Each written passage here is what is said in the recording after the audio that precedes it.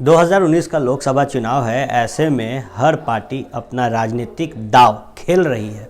सवर्ण आरक्षण की बात हुई थी। केंद्र सरकार ने 10% सवर्णों को आरक्षण देने की बात कही थी, जिसके बाद ये मुद्दा बहुत उछला और इसे संसद में जिसने समर्थन नहीं दिया वो था राजद से सांसद मनोज झा ने लगातार इस 10% आरक्षण पर सवाल खड़ा किया और जमकर विरोध किया, जिसके बाद आपस में ही राजद फूटने लगी, क्योंकि बिहार को जिस नेता ने नज़दीक से देखा है उसने अपने ही पार्टी यानी कि राजद को कटघरे में खड़ा कर दिया कई सवालों के साथ।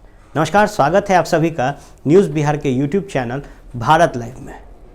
लगातार 10% वाला आरक्षण आज कटघरे में खड़ा है, क्योंकि बिहार में इसे राजद ने समर्थन नहीं दिया।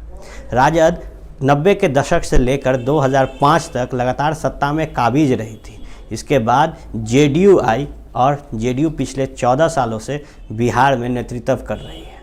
ऐसे में अब जब सवर्ण आरक्षण पर राजद में फूट होने लगा तो खुलकर बोलने लगे राजद के वरिष्ठ नेता और पूर्व मंत्रिमंडल में भी रह चुके हैं रघुवंश प्रसाद ने जमकर विरोध किया और कहीं ना कहीं डायरेक्ट या इनडायरेक्ट वे में उन्होंने तेजस्वी यादव पर भी निशाना साधा था। अब मीडिया से बात करते हुए रघुवंश प्रसाद ने कहा है कि आरजेडी को पछतावा हो रहा है और वो इस 10% वाले आरक्षण पर फिर से विचार कर रही है। आपको याद करा दें कि तेजस्वी यादव ने लगातार इस 10% वाले आरक्षण का विरोध किया था और कहा था कि अगर आरक्षण देना है तो ओबीसी को दिया जाए और दलित भाइयों को दिया जाए, इनका आरक्षण प्रतिशत को 90 कर दिया जाए। ऐसे में रघुवंश प्रसाद जो कि एक वरिष्ठ नेता हैं, इन्होंने भांप लिया था राजनीतिक माहौल को और लगातार समर्थन दे रहे थे इस 10% आरक्षण को। अब ये बयान जब बढ़ने लगा तो जेडीयू के तरफ से भी काफ़ी बयानबाजी हुई और कहा गया कि अब पछताते होत क्या जब चिड़िया चुग गई खेत। अब चिड़िया चुग गई खेत, और जिस तरीके से आपने शुरू में कह दिया है कि आरक्षण नहीं मिलना चाहिए सवर्णों को, ऐसे में अब क्या एक बार जिस तरीके से भाजपा यू टर्न लेती आई है, क्या यू टर्न आरजेडी भी लेगी? क्योंकि जब भी नेता प्रतिपक्ष द्वारा केंद्र सरकार पर निशाना साधा जाता है तो वो कहते हैं कि ये भाजपा यू टर्न वाली सरकार है।